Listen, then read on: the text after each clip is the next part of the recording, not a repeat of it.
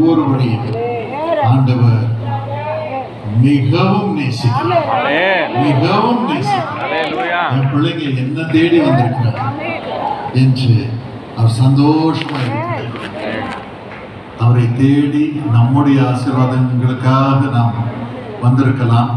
ஆனால் முதலாவது நாம் மற்றவர்களுக்காக ஜெபம் பண்ணி இருக்கிறோம். இரண்டாவதாக, இயேசுப்பா உம்முடைய அன்பை போல வேற அன்பு எது சுவாமி? உமது அன்பு இல்லை என்றால் நாங்கள் இந்த உலகத்தில் இதுவரைக்கும் உயிரோடு வாழ்ந்திருக்கவே முடியாத சுவாமி என்று சொல்லி அவரை ஆராதித்திருக்கிறோம், ஸ்தோத்திரித்திருக்கிறோம். இப்பொழுது நாம் அற்புதங்களை பெற்றுக்கொள்ளும் என்பதாக மற்ற ஏழைகளை நினைவு கூறப்போகிறோம்.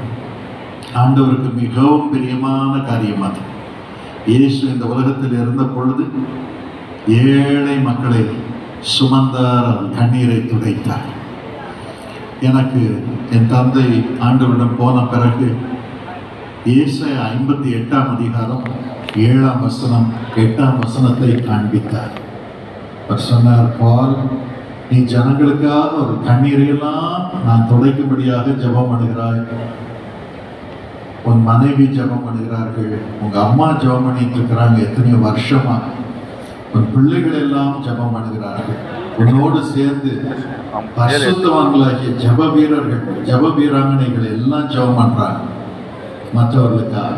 ஆனா அதோடு கூட நீங்கள் ஏழைகளையும் பராமரிக்க வேண்டும்.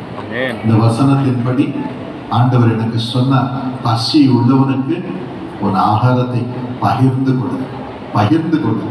உனக்கு 100 பாகம் இருந்தால் ஒரு 20 பாகத்தை பசி உள்ளவங்களுக்கு கொடுத்துரு. அதுக்கப்புறம் துரத்துண்ட செம்மையானவர்களை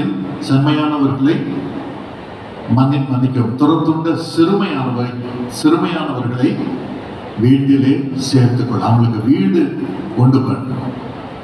வீடு இல்லைன்னா அவங்களுக்கு வீடு உண்டு பண்ணணும். வஸ்திரம் இல்லாதவர்களுக்கு வஸ்திரம் கொடு. உன்னுடைய உறவினர்களை நீ பராமரிக்க வேண்டும். அப்பொழுது உனக்கு விடியற்கால விழுப்பை போல வெளிச்சம் எழுப்பும். உன் இருளெல்லாம் போயிடும். உனக்கு சுகவாழ்வு துளிர்க்கும், சுகவாழ்வு துளிர்க்கும். உன் நீதி உனக்கு முன்னாலே செல்லும். உனக்கு பரிசுத்தம் உண்டாகும், நீதியாய் வாழும் வாழ்க்கை உண்டாகும். இயேசு அழைக்கிறார் ஊழியம் நீதியாய் இருக்கும். இயேசு அழைக்கிறார் ஊழியத்தின் ஒவ்வொரு கிரியையிலும் வெளிச்சம் இருக்கும், சுகவாழ்வு இருக்கும். பங்காளர்கள் எல்லாம் சுகமாய் இருப்பார்கள். இன்னும் அதோடு கூட கர்த்தருடைய மகிமை உன் பின்னாலே உன்னை காக்கும். அற்புதங்களும் அடையாளங்களும் அதிகமாக பெருகும் என்று ஆண்டவர் சொன்னார். ஆகவேதான் சீஷாவை ஆண்டவர் எனக்கு ஆரம்பிக்க 2003 சொன்னார். ஆனால் 2008 இருந்துதான் ஏழைகளை பராமரிக்கும்படியாக மிகவும் மும்முரமாக செயல்பட ஆரம்பித்தோம். இன்று எத்தனையோ ஏழை மக்களுக்கு, வீடு இல்லாத மக்களுக்கு வீடுகளை கட்டி கொடுத்திருக்கிறோம். வயோதிபர்களை நீங்கள் பார்க்கிறீர்கள்.